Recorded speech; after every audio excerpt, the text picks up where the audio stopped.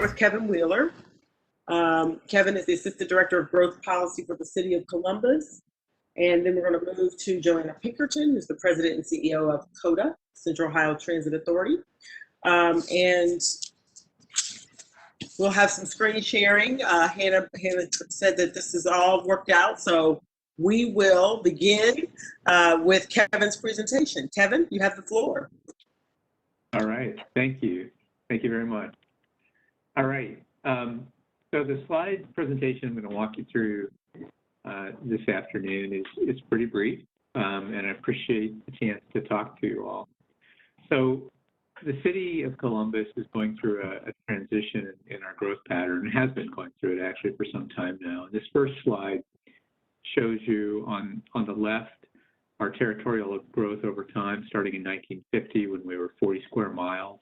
And that's the period when we began our annexation policy of requiring annexation to Columbus or a suburban partner in exchange for water and sewer. So by 1960, we'd more than doubled in size. But you see that as the decades go on, this pattern really begins to diminish. And in the last 20 years, we have not had a lot of annexation activity, at least in historical context. And I think that this is going to be what we should expect in the future. It's not that annexation has gone away as a growth policy element. It's just that there are fewer opportunities for that because there's a lot more complexity to the region than there used to be. On the right side, you see the blue bars represent population by decade, and that's a pretty steady increase.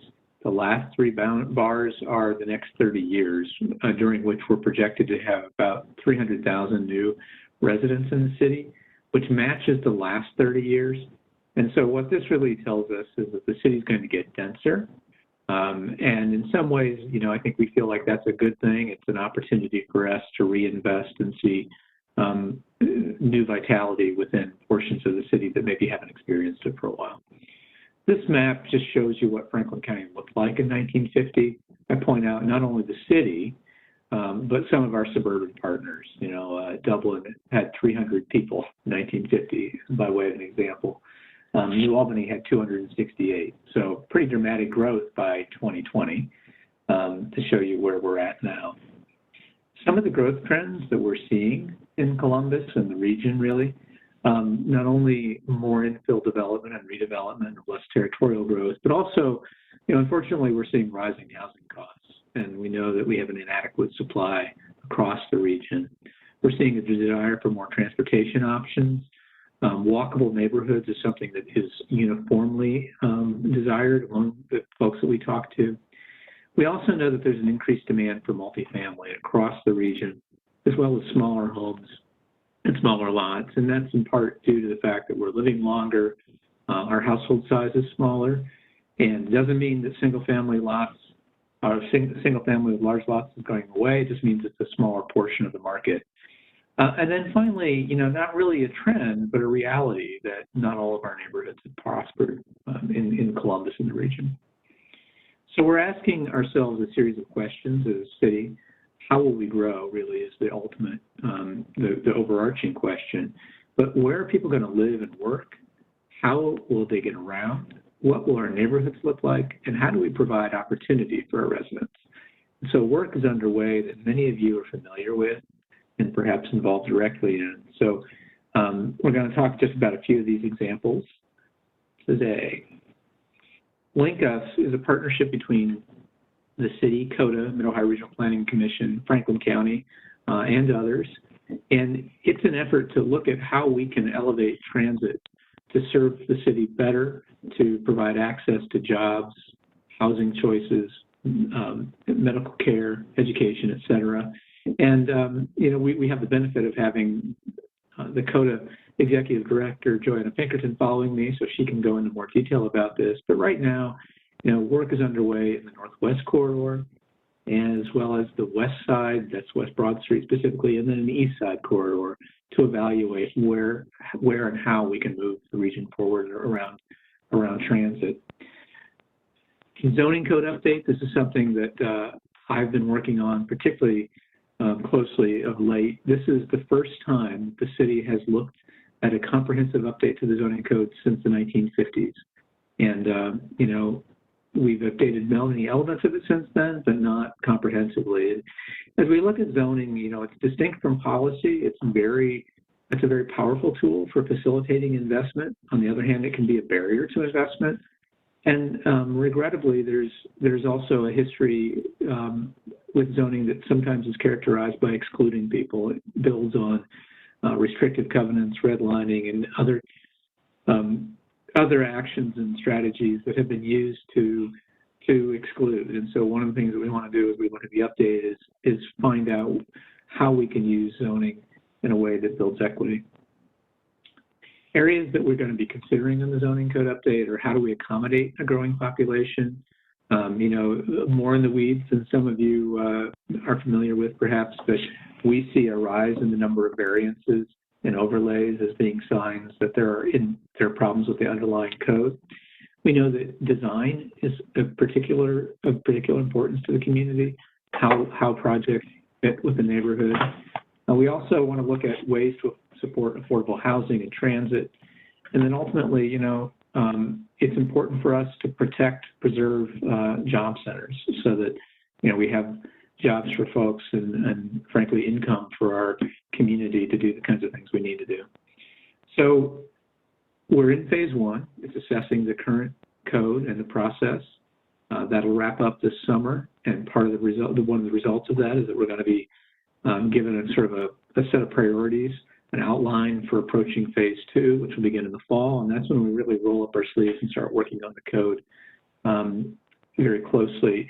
And I've shared with Hannah, and she's going to forward to all of you on the call and all the participants in this commission, a link to a zoning code update survey. We'd love to have you fill that out. We've had over 1,000 responses so far in the first week, but really we need a lot more than that. So we're hoping that you'll fill it out and share it with any of your constituencies. So again, look for that from Hannah. And then just wrapping up here, some of you are aware that MORPC has recently completed their regional housing strategy, looking at the need for housing, particularly affordable housing across the region, and looking at the strategies that not just Columbus, but our suburban neighbors can pursue to fill that gap. The city has, for the last 2 years, been working on a sustainability initiative, looking sort of across city departments at the programs and the initiatives that we undertake to see how we can be better prepared for the reality of climate change. And so that's something that is coming out of our utilities department, but again, it's across the city. So these are just a few examples of the things that we're doing right now to ask and answer the questions about how we will grow, what our future will look like. And I'm glad to have Joanna following me because I think that what she can share about transit and mobility dovetails really nicely with the work that I've just been going over. So thank you very much.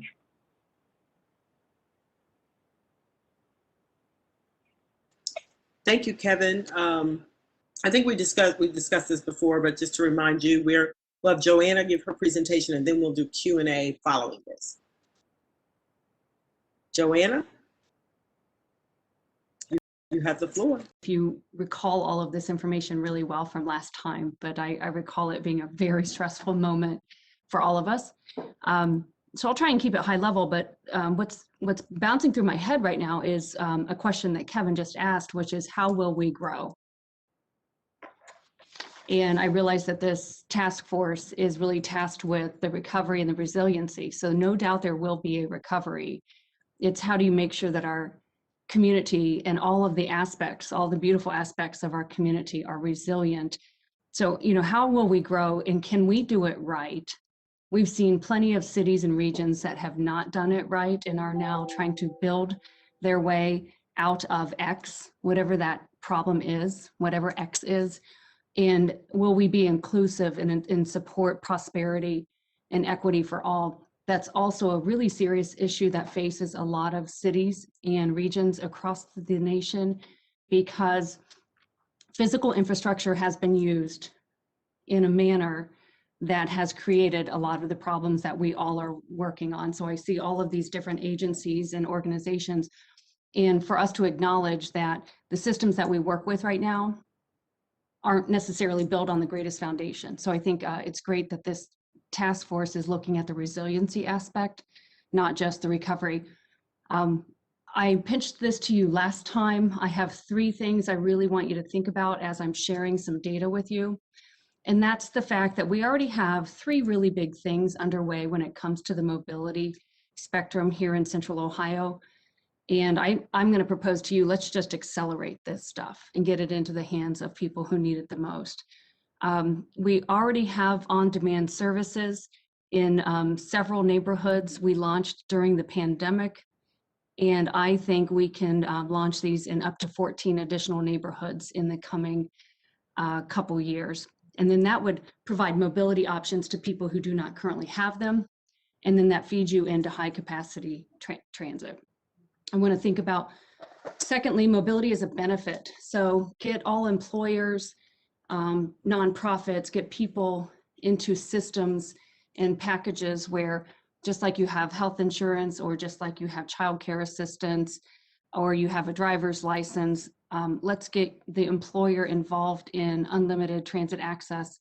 I'll show you some data of how successful that's been in corridors, particularly downtown. And then lastly, let's transform our communities through the Link Us initiative, which is already underway. And I'm really excited to share with you that we're in a great position as a community and as a region, both financially and also from support in the new administration in Washington, D.C. about making these type of things happen. Grace? I think I shared this with you. Just want to focus you again on that center gear, equity, diversity, and inclusion. I come from an industry that has an incredible legacy of excluding, marginalizing, and destroying communities. That's what the transportation industry has done. And so we are focused on making sure that that is not the legacy we leave behind. Next slide is just a reminder, we cover 562 square miles. We cover more than 1.2 million residents. That's projected to be almost 2 million once the major growth occurs in the next 2 decades. And we are in portions of Delaware, Franklin, or Delaware, Fairfield, Licking, and Union counties now. And our numbers. So last year was a record year for us, almost 20 million trips. You see the third number there, 1.2 million people took a ride on COTA based on a CPAS, which is the employer, like Huntington Bank, Nationwide, the coffee shop on the corner. Everyone located in the downtown special improvement district enrolled, and their employees used transit to get to work. An important number there too that many people are not familiar with, mainstream. The year prior, we provided 250,000 mainstream trips, and we're over 300,000 now. That is projected nationally to grow by 40%, 40. So that is your aging community or your community who needs extra assistance to move. We are no different. We are getting younger and older in Central Ohio, and within the next 2 decades, the majority of our population will be over 65 or under 30. So we expect that that mainstream need will really increase. Just some data, current daily trips, we're running at almost 50% capacity during the pandemic, about 26,000 trips per day right now. So for those of you who feel like there's not much going on, there's still a lot going on. Next slide, please. Just a quick glance at our fleet. When I came on board, we had the 2 vehicles to the left there, and now we're diversifying our fleet. The blue and green one is microtransit, can seat up to 8 people. That's our new COTA Plus service. And then UServe, we are converting a lot of our mainstream trips. So if you are ambulatory, but if you qualify for that extra mainstream service, it is now on demand as well. So moving ahead, just a quick response. I was listening to Joe Nardoni when he thanked many of the people on this committee, including people in the city, in the private sector who helped. Last March, there wasn't a lot of information. I think each of us in our respective ways were grappling with What am I supposed to do? There's no data, there's no information, there's no unified response. We took some really big steps early on prior to the CDC issuing guidance. We suspended fares temporarily. We did that for the entirety of the year at about a $15 million cost to our organization. We temporarily suppressed the number of people on vehicles. We're still only allowing 20 people per vehicle. I have a feeling if I were to lift that tomorrow, that 25,000 trips per day would go up significantly. We are mandatory mask. We implemented that in April 15th of last year. You may be aware that Friday, President Biden, by executive order, has now mandated masks on all public transport, planes, trains, and transit vehicles as well. So we will continue to comply with that. And then we launched new services. So in May, we started COTA Plus, the on-demand transit. It's now in northeastern Franklin County, serves Gahanna, parts of New Albany, and the airport. And it has grown so significantly that those 8 passenger vehicles are not enough. And we are now the first transit agency in the nation who has converted that to bus on demand.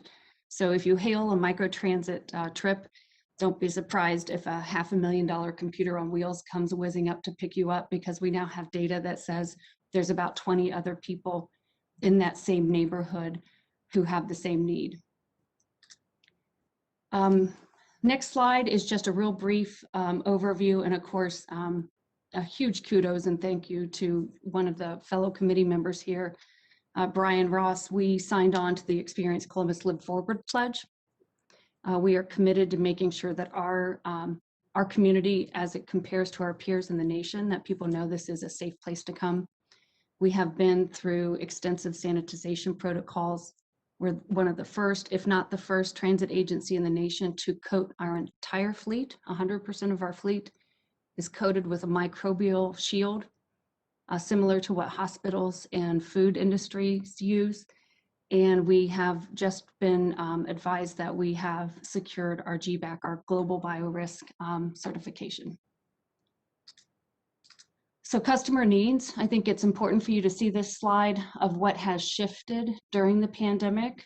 As you can see, pre-pandemic and post-pandemic, we have lost a certain segment of rider. So we have made sure that during pandemic, we're focusing on those who need us most. Since there's a lot of people working from home, we know we need to serve essential customers, essential workers the most. On the next slide, you will see the change in employment. So COTA customers pre-pandemic were employed at a higher rate than the majority of adults in Franklin County. So we were really part of getting people to and from work. You can see the data there that there's about an 8% shift of people who were currently employed during the pandemic, and then also an increase in those who have lost hours, and then a major shift of those who have the ability to work from home. We'll have more survey data soon, but what we're beginning to understand about our temporary customer segment is I lost a job or I lost hours, transportation costs were already an issue in Central Ohio, and now it's hitting my bottom line. So some things that we're going to do moving forward, I'm a big believer that moments like this in history, you need to be bullish. You got to go all in, figure out what the problems are. This next slide demonstrates to you on the left, current retail locations. It's really too hard to use transit in Central Ohio. It just is. We have about 30 outlets where you can access transit, purchase a pass on the right. By the end of 2021, we're going to have 1,000% increase in retail locations. We'll have more than 400 places where you can purchase transportation. So when you're getting your Home Depot card at Kroger, you can get your COTA card. It'll be that easy. For those of us who have digital access, we'll be 100% online, and we'll just be another app on your phone. The goal is to be cashless, contactless by the end of the year. But unlike some agencies who just did this wholesale, we are taking our time because 52% of our customers right now use cash. So we need to be really careful that we do not adversely impact the unbanked. So the smart card is going to make a huge difference in their life, because if you are using cash or if you need to go to one of these 30 retail locations, you now will likely have something in your neighborhood and it's reloadable and it will be fare capped. And what I mean by that is any one of us who can purchase a COTA pass right now, you likely are going to purchase a 1 day, 7 day, or even a month because you get a discount. But if you are in need and you can't buy a whole month's worth at a time, you pay the full fare in cash as you board the bus. So we will do fare capping with our new digital system. So even if your fare is being loaded by someone else, like maybe Workforce Development Board buys you a week-long pass to go job hunting, after that, if you have reached that same number of trips that would have indicated you deserve a discount, then you will automatically receive that discount instead of paying full fare. On the next slide here, you've already heard this from Kevin. We've got a real crunch coming, and 1 million more people. I wanted to share with you on the next slide some big impacts that we think about on a daily basis. 16-year-olds nationally, less than 25% of them have a driver's license. So it's a huge trend. And the fact that the millennial trend is big in Central Ohio, we're looking to be competitive from a workforce. It's interesting how many of them just expect that we have transit at the same level of LA or Denver or New York, because we have this image as this cool city, but they get here and they think, oh, wow, it's not quite the same capacity of the transit that I had where I came from. We're getting a lot of feedback there. Another one is the fact that we spend almost 1/3 of our disposable household income on transportation costs in Central Ohio. That's higher than the national average. So a transit-only household, just for context, like in a major city like New York or LA, a person only spends about 10% of their income on transportation. And I don't profess to say that we're going to be that in Central Ohio. We're going to be a blended household. If we expand transit and people still have access to cars, you can still suppress that 30% expenditure down to almost 20%. So you're freeing up almost 10% of a household budget when people have more access to transit. So I think that's a really important long-term economic strategy to be looking at. Is how do you put more money in the pocket of households? And then I want to point out on the bottom of this slide, we're already spending money by losing money. We're losing a total of almost $2 billion a year in Central Ohio due to productivity losses, state of good repair, meaning you got a flat tire on the highway because of the potholes, economic loss due to fatalities, and serious injuries. So there's almost 1,000 people a year, 1,000 families a year who are losing a loved one to a fatality or to a crippling injury. So on the next slide, some trends, what you need to know about mobility on demand, microtransit.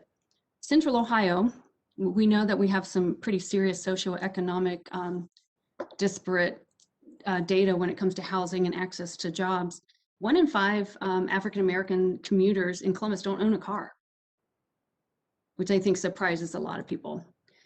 We also know that fixed route is not necessary everywhere. You don't need high capacity rapid transit everywhere, but you certainly need access to smaller services like this. And car sharing was originally expected to be, about a $14 billion industry. And just in the last 5 years, that valuation has gone up to almost $500 billion. And this presentation is old already. Last Monday, Uber came out and basically told all of us in transit that they think it's going to be about a $1.4 trillion industry and that they plan to fix it for us and connect all of their services to us. So looking forward to that.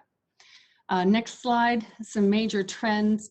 These are things that have been influencing us here at COTA in Central Ohio. There on the left, you see what's going on in Phoenix and the southwestern states. So the yellow line there is your high capacity rapid transit, like Link Us, when you build out better corridors. And then you source people to the higher capacity corridors. Chicago and LA over the last 3 years have made this completely ubiquitous. No matter where you are in their cities now, you can hail a microtransit ride and get to a mass transit station. for $2. Now here in Columbus, our model, since we're just piloting it, if you take that microtransit ride to a transit station, there's no charge. If you take it point to point, because you do not need high capacity transit, it's a flat $3 fee. There in the middle, Seattle, you're seeing a lot more movement towards dedicated transit lanes. Here in Central Ohio, we would make sure that that red would be a little more scarlet, but I'm pretty sure it would go over fine here. And then changing the experience at shelters. All of our entire system, once you're on COTA, it's Wi-Fi enabled, which is really an important component of the digital divide that we're trying to close here in Central Ohio. But talking about upgrading transit stops so that it is a place where people can receive information. That's something you're going to see COTA doing here in the next several years. On the next slide, I just want to put an image in your head. The blue is where we have fixed route service. And the yellow is a radius. It's a 3-mile accessibility radius. 98% of the population is within 3 miles of fixed route transit. So we know that we have a really good backbone to build upon here in Central Ohio. On the next slide, you're going to see some of the evaluation criteria that we are doing to determine whether or not microtransit should be launched. It's completely border to border in Grove City. Part of that was because the economic development focus and getting people to job centers, particularly in the logistics and kind of outlying areas, high capacity transit just wasn't warranted. So microtransit works really well there. Westerville, they've got nearby shopping centers. They have an uptown. They have a large senior community. They have a university. So Westerville helped us launch COTA Plus border to border this summer. But on the south side of Columbus, why did we decide to launch in 14 different neighborhoods that have very different statistics when it comes to jobs and educational attainment than Westerville and Grove City, for example? We're looking at equity gaps. So we have higher than usual unemployment rates. Car ownership on the south side is only 12%. We have some pretty significant income disparities, and we have people who need to get to major institutions like Nationwide Children's Hospital or maybe a metro park to enjoy a day with the family. We also see some vulnerability with residents who have jobs, but they tend to be hourly in nature, unpredictable work schedules, or likely they're working 2 jobs. So next slide, bus on demand. So microtransit, I have mentioned, I think enough for you to get the image that it can take you point to point, just like an Uber would, or it can get you to high capacity rapid transit. We now have the data and analytics to be able to tell that, hey, this is so popular in the area, we need to switch the fleet. So the smaller vehicle doesn't work, and now it needs to be bus on demand.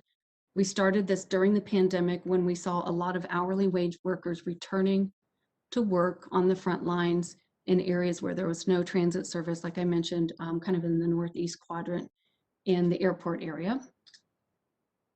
And how does that all tie in? So on the next slide, you see transforming our communities. These are some of the corridors under study as part of Link Us. The Northwest is already well underway with a lot of private partners like Nationwide Real Estate Investment, Ohio State, Ohio Health, Cover My Meds, who already have thousands and thousands of planned commercial square footage that's going to go vertical in the coming years. So how do you put that many more people into mobility systems and get them to and from their jobs? And then the east and west broad corridors, we believe that we have the potential with the new administration to apply for multiple corridor funding at the same time. This is an incredibly aggressive administration under President Biden. And we have a really unique opportunity with the new Secretary of Transportation, who's a former mayor of a declining manufacturing city in the Midwest, who understands how public infrastructure investment can retool the social infrastructure of a city. So we expect the Secretary to be very supportive of these type of initiatives moving forward. So I just want to close with, we have a lot going on. I feel incredibly grateful, and I hope every one of you, whenever you have a chance, when you see a social media post, will thank a COTA operator. We went every single day. There was not a day during the pandemic that service was not provided. And our people showed up and really did an incredible job. And it's time to look at, so we've proven that we know what to do during the pandemic. It's time to decide to make big investments so that we continue to build out our world-class transportation network. I think that on-demand microtransit, getting transit into the hands of people where they can just swipe on with their phone or their employer pass, and then investing in things like the Link Us, where we tie the commercial development, the job centers, and the housing along high capacity rapid transit are going to be transformational for our community. And I'm just going to close with that, because that's a lot of information, but I look forward to some questions. Thank you, Joanna, and thank you, Kevin. Let's open it up to our Recovery and Resiliency Committee with questions. Who has the first question today? Christy, this is Sandy. I'm sorry if I cut somebody off. Go ahead, Sandy. Okay, I guess I have a question actually for both Kevin and Joanna, and it's a little bit of the forward-thinking question. So as we sit here as a committee thinking about future recommendations, things we should be concerned with, I guess, as a committee, what are you concerned about in the future, I guess? Kevin, from the zoning standpoint, you talked a little bit about annexation, you talked about population growth. If there was something you would challenge us to think about in that world, I'd be curious what your thought on that is. And then Joanna, I'd ask you the same question. My caveat to that would be your conversation about microtransit, I think, is really, really important, because it has added a layer of opportunity for transportation in our community that didn't exist some time ago, and seems to be a really good way for us to diversify transportation. But we also know that there's a lot of issues that remain with still getting people to jobs as we regrow, I guess I should say, coming out of the pandemic.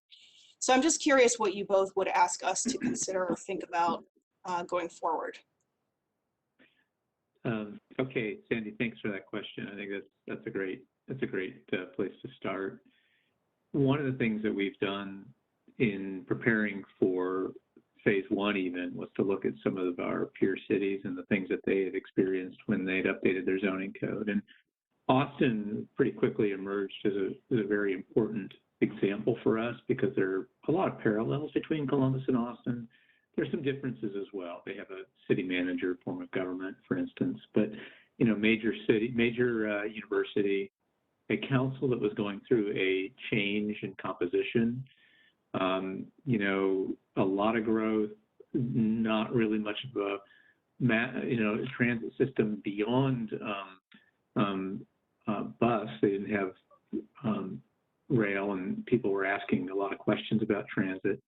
And one of the things that happened in their effort to update their zoning code was that, they had a very strong base of opposition from a lot of folks who were primarily single-family homeowners. And then, as they expanded their oppositional base, one of the things that became clear was that there was a lot of concern in the community about displacement and change.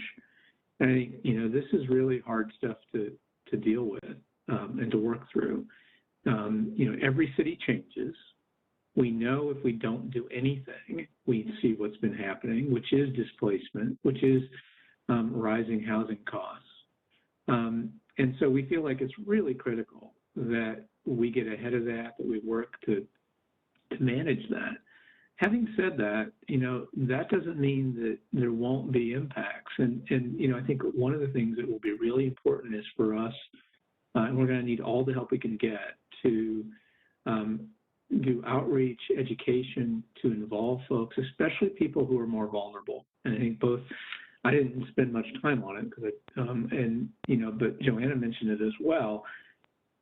Too often in the past, when we were at these major points in history where we're taking these kinds of broad initiatives, you know, the folks who end up sort of on the short end of the stick are people who are maybe the least aware of what's going on, the least equipped to adapt. And so I think that's probably the thing that I think about most personally. I feel like it's critical that we provide opportunities for more housing, for more investment generally in our community. And I think that's primarily going to be along key corridors and perhaps redevelopment of commercial centers that, you know, no longer fit the retail model that we've evolved to. I mean, you know, we will never again fill up the retail space, for instance, that once existed along Cleveland Avenue. You know, just the area that the city focused on for the Linden project, the One Linden plan, is the equivalent of going on High Street from the Cap to Lane Avenue. And if you think about how long it's taken for High Street, and even still we have gaps. So, you know, we have to sort of move away from that expectation. And, you know, I'm sort of bringing in a whole lot of topics at the same time, but, you know, this, I think, is the biggest issue, is really coming to grips with the impacts on our existing neighborhoods and how to do that in a way that is thoughtful and equitable. Thank you. Thanks for the question, Sandy. I suspect that based on the composition of this committee, this is not the case, but I think first, the acknowledgement that the do nothing scenario when it comes to public planning and public infrastructure, do nothing is not an option. So an acknowledgement of that is so important. And I liked how you said when we regrow, when Kevin mentions Austin and the growing pains they've been through, and when I said we can do this right, we're not Austin yet, but we certainly have the potential to have the congestion, the displacement, the emissions, the pollution, all of the issues that come with growth if we just wait 10 to 15 years to do big things, which we could do now. And so the big things, you know, the micro transit, for example, I do believe that this is just part of the shared economy that will come along and it will always be part of our portfolio. But the big stuff of tying housing and transportation and commercial development together in the economic formula is imperative. Right now, mobility in particular tends to be an afterthought in the Midwest because we do have so much land and we can sprawl and it hasn't really been of consequence yet.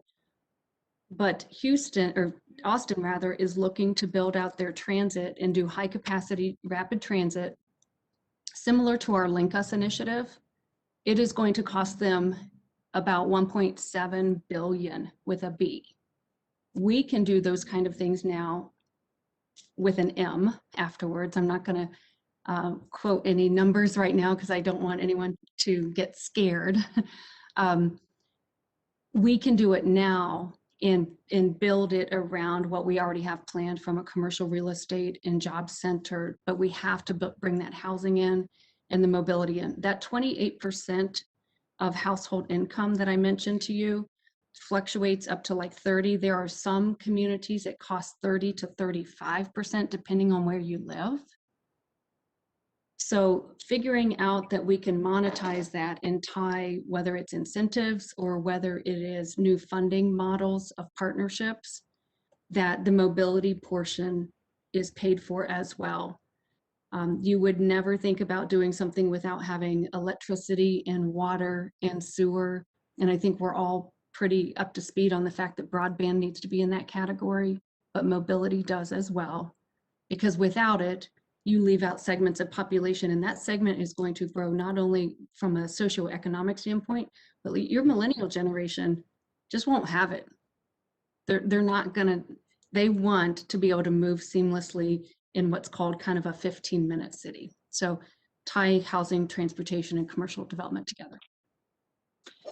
Christy, I just want to make one follow-up comment. So I really appreciate your both of your insights on that. And I think it's just important for the committee to understand that prior to the pandemic, these conversations were every day.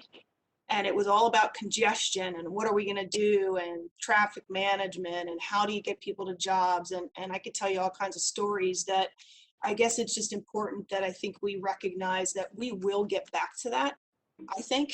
I think Kenny would tell you he's working towards that and so forth. So I think our job as a committee isn't to just look at the effect of the last year and how horrible it's been, but to remember where we were before it, and that the city is on a trajectory to find our way back to that. And while it's wonderful, it also comes with things that we're going to have to bring back to the surface that we've paused on a little bit. Maybe not you and Kevin, Joanna, in your daily work, but we know we're going to get back there. And so I appreciate the discussion, as I think our job as a committee is to think about what that future might look like. And Christine, I have a comment and then maybe a question. This is Trudy. Want to take a point in pride of being on Joanna's COTA board, as well as Jean. I think Jean Carter-Ryan is on here, and really talk about in 3 years the intentionality of what COTA was and what COTA is today is mind-blowing. COTA 3 years ago was known as a bus company. COTA today is the mobility expert. And it's not about just transportation. It is about the connectivity of each and every, I would say, focus area theme that we've discussed today and how they connect to each other. So it's us as a committee being intentional to understand how is a continuum of housing, transportation, commercial development, retail, education, entrepreneurism, K through 12 education, revitalization. It's all connected with each of the themes that we have been discussing. And so I think that is how we need to look at it, is not what it was. We are a great city that is growing, but we need to grow intentionally and inclusively. That is what you have seen with COTA. They've grown intentionally and inclusively. And that's how I believe we really need to look at what we're doing as resiliency recovery moving forward and understand those connected opportunities that we have with each other, really to bring Columbus out of this pandemic. And that's, as I said, that is just what I wanted to say. So again, Joanna, thank you and your leadership. Trudy, you mentioned you had a question too. I want you to have a chance to answer. I don't have a question. Oh, okay. Sorry about that. I cut you off. And I'm done.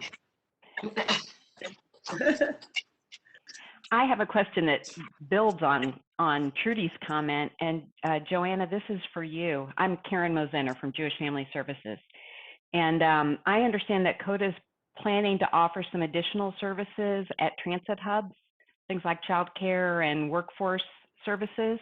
So can you talk a little bit more about kind of what the vision is for that and also timing? Sure. Thank you, Karen, for the question. So we have part of our intentional growth is engaging a community relations approach. We have a direct partnership with 102 nonprofits right now who really are our sounding board of what is mobility leading you to in this community. So through that feedback process, we're hearing much more about actually the education cycle and food access, childcare, all of these things that I might not be able to do one because of the other. So I can't go to school if I'm trying to find a way to feed my family and have issues with childcare. So we are looking at our transit centers, including ones that do not exist. For example, you may have seen in the news where we secured a state capital grant to begin development of a transit center down at Rickenbacker, where people are the most vulnerable, particularly with the hourly wage worker. And the goal would be to have partners come in. So we already have Nationwide Children's Hospital, who has clinics in 3 of our transit centers. So then it would be to build upon that. For example, with the Mid-Ohio Food Collective, do they need some of our centers for their Mid-Ohio markets? And so those are conversations that are already underway. We just started a partnership, granted it's summer and fall only, at our park and rides with a local produce vendor who arrives and provides produce at no cost for people who are switching in between shifts and heading to their next employment opportunity. The one that we have not engaged yet is childcare. We do have the intention to. We have one childcare center at our Easton Transit Center, which is at capacity. So we know that that model works. So my community relations team is really trying to gauge the need in the community. This has been a difficult year to get the data, as you might imagine, because it fluctuates depending on whether people lost a job, are working from home, or are securing another job. So I don't have enough data to normalize telling you that the program would be something we're striving for in like 22. But I would say it's a safe bet that adding childcare in particular would be more like 22 or 23.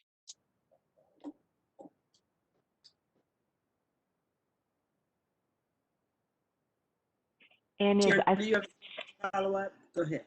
yeah, just a quick follow-up. I saw in the announcement about the Rickenbacker, there was a mention of workforce services as well. Can you talk a little bit about that? Sure. The team is also engaged with the Workforce Development Board, and then we've been fortunate enough to be included in the recent past on business retention and expansion visits during the economic development process to find out where there's a need for workers. So that what that does is it really changes the analytics that we have, particularly with on-demand service. So we know, for example, I'll just take Rickenbacker. We know which lines serve Rickenbacker, but once you arrive there, you may still have a 1 to 2 mile walk even to get to work. So we partner with Groveport, who then provides transit service within the facility or the intermodal facility. Our data and analytics now can tell us we have a need, and then we should deploy more services down there. So the information coming into us is what's most vital. So whether you're a nonprofit and what the Workforce Development Board is doing, and also Job and Family Services, working in partnership with United Way and the Human Services Chamber, is trying to get us the data that shows there is a working person in need who maybe also has food assistance or childcare voucher, so we can map the journey and then begin building our service around that. Fixed route means it's reliable and you know when it's coming and you can look up a schedule. It doesn't mean it should be that fixed route for the next 40 years. And that's how transit used to be planned. We had the same system for 46 years in Columbus, and then we completely redesigned it. And so we now would have the ability to redesign that more often, but it's the data that we need from the nonprofits that will help change our service design models in the future.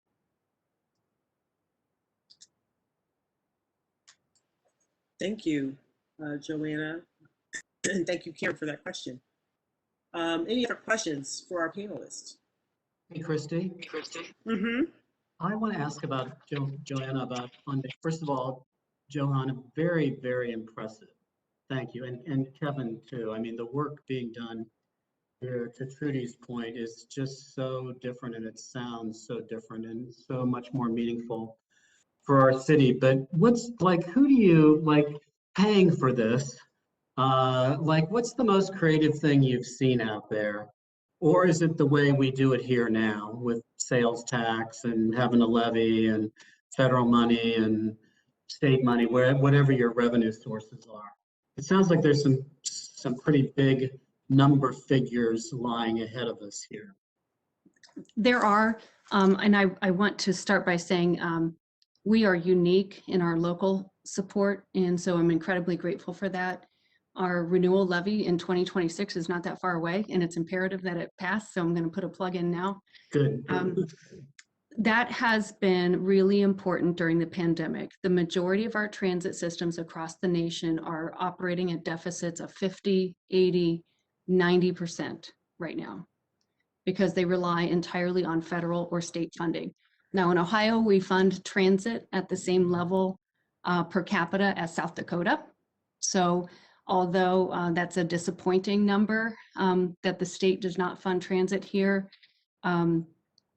we don't rely on it. So the local support is really novel. I appreciate that question. Where we're seeing a huge difference in participation to remove transportation as a barrier. Is the employer paying for that? So a lot of employers already pay for parking or provide a parking subsidy. Essentially, the CPAS Downtown Pass program, where we saw the biggest uptake was hourly wage workers, where employers were having trouble with turnover rates that were extremely high because an hourly worker could, go work over here or here, maybe for 10, 20 cents more on the hour. So when the employer sponsored that, and there's a tax credit for that, a federal tax credit for transit. And then also we provided it at a significant discount. They saw that turnover rates decreased significantly. We have some really good data to show that. So employer-sponsored participation, also commercial sponsorship. I know that in the community I live in, south of Columbus, a very rural area, Ohio Health helps pay for the public transit system. They subsidize it at almost a third of the cost for the entire county. And then another really big one you're beginning to see in LA, Chicago, Seattle, Austin, when new housing goes up, the formula for building the housing, the cost of that takes into the account transportation cost. So for example, instead of building maybe 2 parking spaces for that condo or that apartment, there's 1 parking space and you get a bike and you get unlimited transit. So the actual formula of the cost to build it, and then the rental cost, and then the subsidies, whether through finance authorities or housing authorities, actually help offset the cost of transportation. So those are just a few models that come to the top of my head. And Joanna, did you see Kenny McDonald's question? What would it take to remove access to transportation as an obstacle to workforce participation? I assume part of your answer was in the previous question, but. Yeah, I think the employer engagement is so important. And we did, we learned a lot from that whole Amazon, when Amazon, one of their questions was, do you have accessible public transportation to move tens of thousands of employees a day? I think it's an employer-centric conversation. This happens to us all the time. Employer X comes and says, can I just have direct service to my facility? Well, we know how to do that for them, but it has to happen on the front end of the conversation so that the entire economic model can be worked out for them.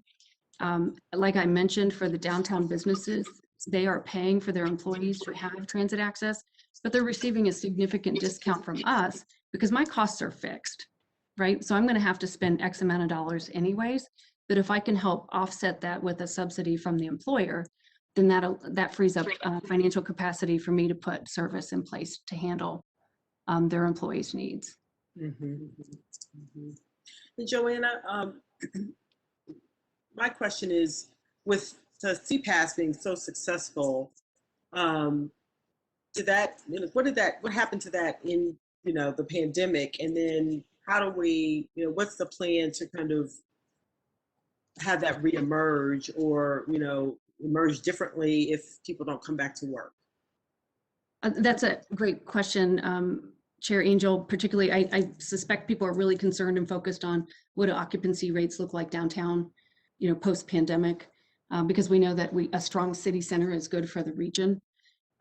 We kept the CPAS program in place. As a matter of fact, it expired during the pandemic, but successfully worked with the businesses and the downtown special improvement district. We actually re-upped the program for 5 years. So it is in place through 2026. And quite frankly, we used some of our CARES Act dollars, and we had a really good year last year. I made some difficult choices, like every company at the beginning of the pandemic, cut back in some areas. And we used our cost savings to offset, and we basically subsidized the CPAS for a year. So it will still be in place for anyone in the downtown district. Now, what would it take to do that countywide or citywide, right? My authority, I am essentially a municipal entity. So I have to enter into contract with another municipal entity to cover mass amounts of people. I could do it employer by employer, but the administrative efficiency there is if there's another special improvement district, for me to enter into an agreement there and cover, every house or every business in that SID, that's a really efficient way for me to go basically neighborhood by neighborhood, but it is still in place through 2026. Okay, thank you. Kenny, I know you've been active in the chat, but I want to give you an opportunity to ask some of your questions and make some of your comments. Kenny McDonald? So my last question was, we know that access to reliable transportation is an issue. And again, the lens, there's maybe a number of things that it impacts, but just their participation in the labor force, getting to an employment center. Do we have numbers behind that? What's the percentage of at least our City of Columbus or Franklin County workforce that's an issue for, or maybe even a singular issue for, and then maybe how many people is that? And then Joanna, I think would agree with it. It's that COTA is not the 100% solution to that, but do we have some numbers behind that? Is there research behind that? We certainly have some data around that, Kenny, and then we plan to do another round of surveys here in the next 90 days where we can make sure that we ask about that very specifically. We see the trend in people using our service because they're unemployed or losing hours, but if we want to frame that differently and say, is transportation the number one barrier? I think Columbus State's had some experience with this when you did those type of surveys, like with the food, right? Is food the reason that you're not able to make it to school? So we could certainly do that. It's thinking about the future statement, you would want to say, that it's not a barrier. Mm-hmm. To an employer, you want to say, this is not a barrier to you people. We have ways to deliver people to you. And I don't think any city could say that today, including ours. So it's not like we're behind or whatever. It's just a provocative way to look at it. Right. So in this community, we not only have economic opportunity, but there's not going to be a barrier to get there. Right. So for some people, that's broadband, right? In order to stay at home. And for some people, it's wheels. Exactly. Kenny, this is Sandy. Sorry, Christy, I just want to make one comment on that. I think that's a really good point. I also would wonder, though, if there's a little geography associated with that answer, because if you layer on Joanna's map of the routes and microtransit opportunities with where jobs are a little easier in certain areas than other areas of the region, and we may need to pay attention to how those numbers are impacted by location. Right. If you don't mind, I may follow up with a couple of you just to make sure that we're asking the right questions of our customers. And then we also have some questions that we could ask in the BR&E world. Yeah. Thank you. And Dr. Butler, I see I think you had a question too, or maybe a comment. I want to give you a chance to share your thoughts. Well, it was a comment in the chat. I mean, it really builds on the conversation that we're having. We have the opportunity, through this work, through this conversation today, to really bring together not only what the employer needs are, but what the individual needs are. I mean, we have a lot of qualitative and some quantitative examples of the jobs are in one part of our region, education, childcare is in another part, and people are making choices every single day. And so I can tell you, talk about the East Side and some of the work that we've done with Amazon as an example.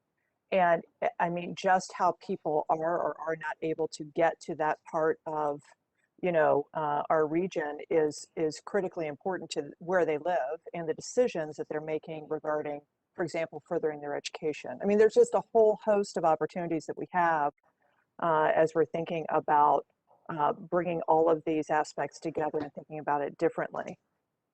So it was just a comment that I think builds on the conversation today. Yep, thank you. Other questions or comments? Oh, Karen Mosenter, do you have another question? Just a comment on the employer engagement part, and we've had some limited success with that. And actually, a related question would be around, we worked with an employer who was in London, Ohio, who's helping to subsidize microtransit for new Americans who live on the northeast side of Columbus, so it's like an hour away. But I'm wondering, are some of these strategies that you're using, are you connecting with employers who are farther out, you know, in some of these other communities where they have such a high need?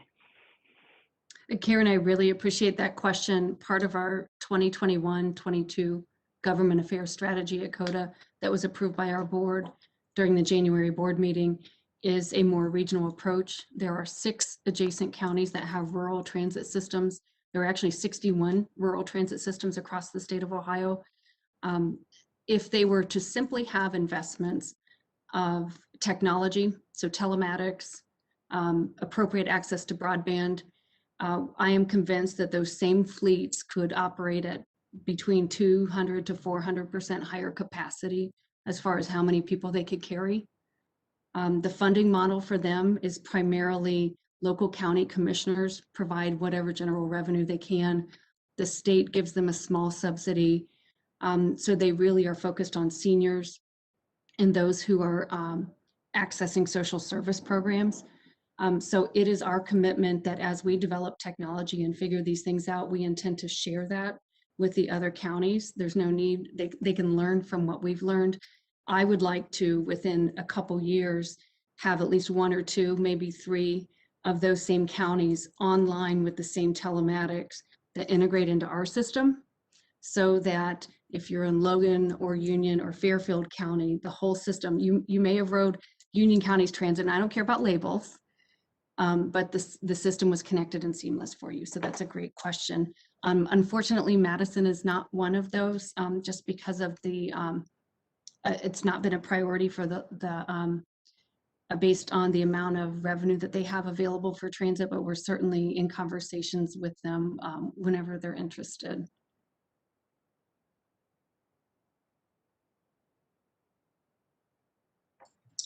Thank you. Hey, Christy, any this oth- is Keith Stevens. I've got a question. Go ahead. Listen, I apologize. My camera's not working. I echo Trudy's sentiments about COTA. The evolution has been pretty remarkable and impressive. Joanna, my question is for you, and it's really looking out into the future. So when you think about your cost, I'm sure labor is up there, equipment, and you marry that with autonomous vehicles next 10, 15 years, what's the impact of autonomous vehicles on your cost structure? And would you be able to cover a more dense area when we get there? Does that question make sense? It does, Keith, and thank you, first of all, for the compliment. I will make sure I pass that on to our team. We really have an extraordinary group of people here. So whether it's highly automated vehicles or artificial intelligence, like insert topic X, when it comes to autonomy, the pace of deployment, particularly the development of it on high capacity systems, will be slower, I believe, than on individual single occupant vehicles. And the most important part of public transit is that you always need an operator present, whether the vehicle is automated enough to make sure that it doesn't, go out of the lane, and that we have safer conditions where human error is not involved. It is important, particularly because we have people with wheelchairs, mothers with strollers, people with groceries. You will always have a human element involved. So your labor costs are almost fixed to a certain extent because you will need people to help run the systems. Now, the operator of the future has a very different job. And so working on that training and making sure that they're brought into the cycle of how do I code this vehicle as opposed to, how do I turn the blinker on? Two totally different questions. So there's still a certain amount of fixed cost that will be present with labor. I think what's yet to be sorted out, and I wish I had the picture to show you, is that highly automated or autonomous vehicles do not solve the congestion problem. There are 2 really serious issues, and our new Deputy Secretary of Transportation at the US DOT is an expert in speaking about this. Autonomy has what we call four levels. It's called CASE. They have to be connected, it has to be highly automated, S as in shared. It needs to be a shared system, and it needs to be electric. And she points out that there's an A that's missing, and that's accessible, because autonomous, when you get to the fullest level of autonomy, and if you were to deploy that in theory, then you have created a digital divide that is bigger than what we were experiencing in Central Ohio based on broadband accessibility. Because then you get into who has a phone and who doesn't, who can hail that vehicle and who can't.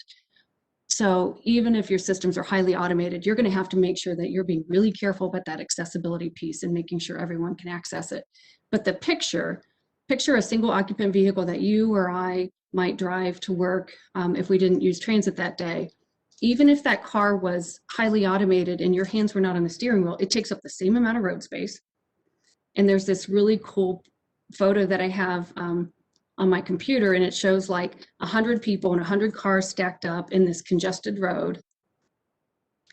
And it says, this is what it looks like when 100 of us drive. And this is what it looks like when 100 of us are in an Uber. And this is what it looks like when 100 of those vehicles are automated. It doesn't matter, it takes up the same space. So it's not so much about the technology depressing the cost of delivering public transport, it's about the efficiency and getting more people into shared vehicles. To Sandy's point, before the pandemic, and we will see it again, the congestion component is really about the fact that 75% of our highways, even during a congested moment, are empty because we have single occupant vehicles.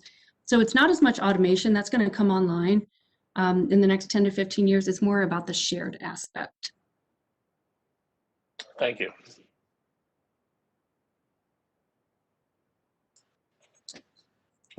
Right. Any other? I don't see any other questions.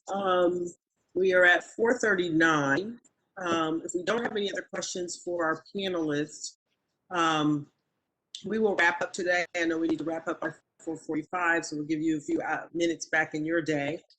Thank you, Joanna and Kevin, for coming back to present to us, and we look forward to the conversation going forward. We are getting ready to wrap here in the next couple of weeks, and we will begin to move to phase 2.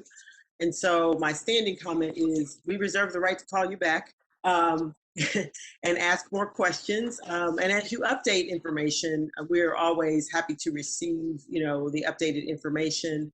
Or if you think of something that you want us to consider, please feel free to email Hannah or myself or Mike Stevens so that we can, get whatever points you want us to look at, get that into consideration. We thank you for today, and we'll see everyone next week where we will talk about higher education, same bat channel, and we will get ready for phase 2. We should have some announcements about that probably next week, so stay tuned. Thank you all. Have a good evening. Thank you. Thank you. Thanks, everybody.